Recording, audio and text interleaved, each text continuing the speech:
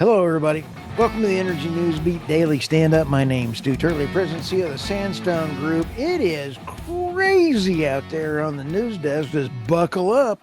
Big oil earnings slump puts payouts to investor under pressure. I bet they're going to get some good returns, even though questions are looming. Planet Earth natural resources are limited to its 8 billion residents. There's more to this story, and I absolutely love this. Is a Ronald Stein story. Absolutely love getting that one out there. Ukraine drones hit second Russian oil refinery in less than a week. I'll tell you what, let's just end this war and stop this nonsense. Sustainable development goals may look great on paper, but not in the real world.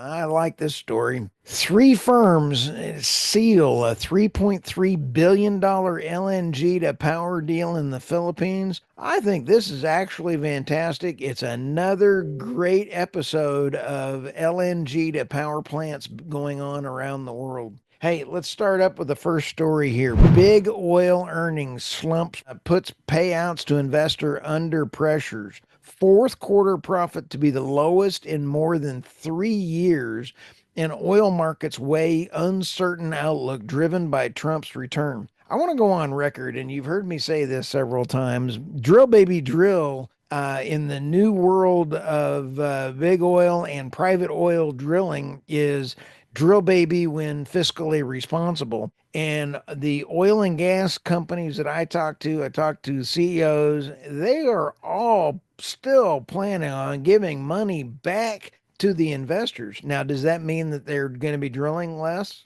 Yes. Are you still going to have great returns? No, you're still going to get some great returns. The price of oil rebounded early in January, and ExxonMobil, Chevron, Shell, and Total Energies, as Michael and I call them, and BP have built up their financial resilience during the boom years. But uncertainty continues. And when you take a look at generous dividends and share buybacks have come the cornerstone of big oil strategy. Well, yeah, it makes it one of the most best investments that are out there. Most of the majors have relatively low levels of debt, meaning they could easily borrow money to maintain shareholder returns. BP, however, has signaled it may reduce its buyback, whether it reports on earnings February 11th or updates its strategy on February 26th. Tariffs on Colombia, which are threatened and then quickly reversed by the president of Colombia, would have also caused headaches for U.S. refiners.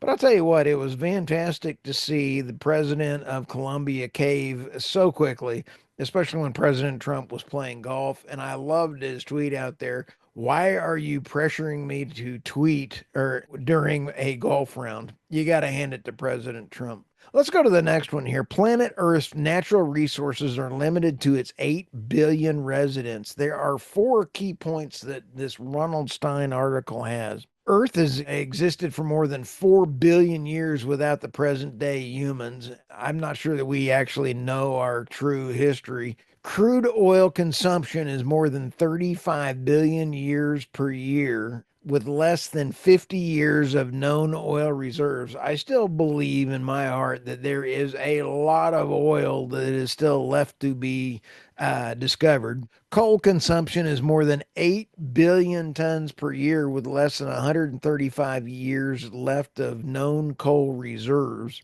Natural gas consumption is more than 132 million cubic feet per year, with about 50 years left of natural gas reserves.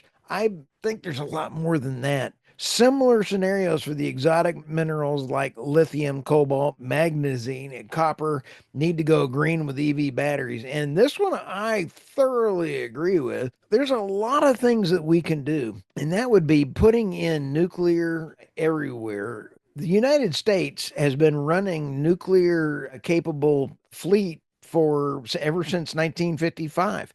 Why don't we go ahead and start moving everything to nuclear ships? There are some real things that we could do with nuclear and protect and expand this out. The new technologies that are coming around the corner, I think, could really reduce the amount of fuel, of oil and gas that we do use, and coal. And but we've got to get out of the way of government, and we've got to take a look at renewable wind and solar and say, wait a minute, they may not actually be the best tools to use. You always want to pick your best tool and use it. Nuclear is by far the best tool, but we can't get there. And so, in the short run, natural gas is our best tool to use for power plants because it is the least pollution out there. So, outstanding shout out to Ronald Stein for his article there. And let's roll to the next story here.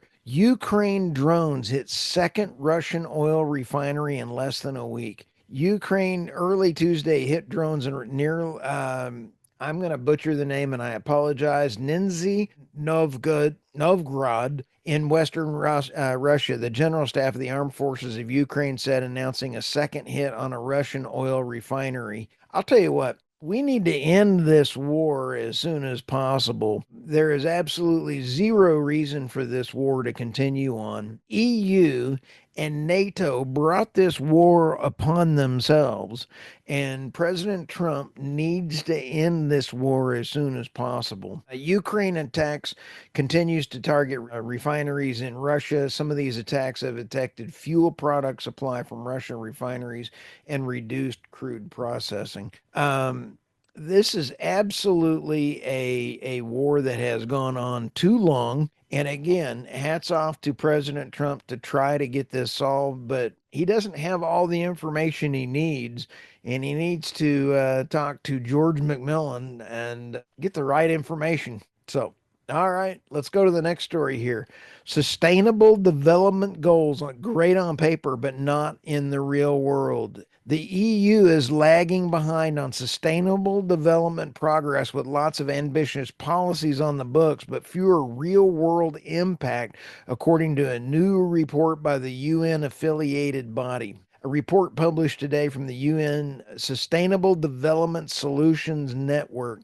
The EU initially seized on the SDGD, citing them frequently in legal text and using them to impact assessments. Here's the bottom line. You cannot reduce emissions enough with renewable energy. Let's take Germany. Germany has had to fire up their coal plants again because they shut down their nuclear. You shut down your nuclear and you have to fire up your coal plants. What's going to happen?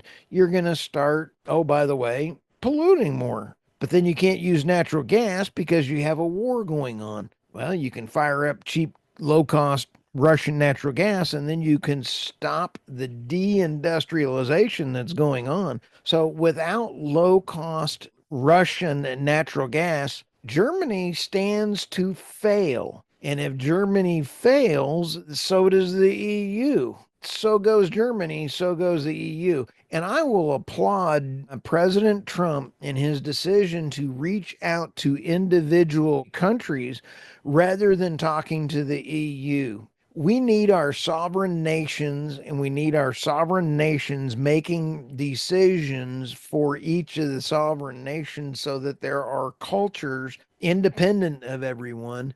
And I applaud them. The EU, quite honestly, has had a miserable decision making process going on, and they quite honestly just need to go away. Oh, by the way, let's throw the UN out of the U.S. You heard it here. Let's go to the last story here. Three firms seal the 3.3 billion LNG-to-power deal in the Philippines. This is a really cool. The result of the involves MGen and TNGP through chromite gas and 67% interest in South Premier Power and excellent energy resources and InGen Prime Industrial Estate. As a result of these acquisitions, MGen and TNG, through their 40 to 60% stakes in CGI, respectively, owned 67% of SPPC. Go figure that out. But anyway, the cool thing is the Philippines completing watchdog recently approved this LNG to power plant transaction worth $3.3 billion. This is actually very cool.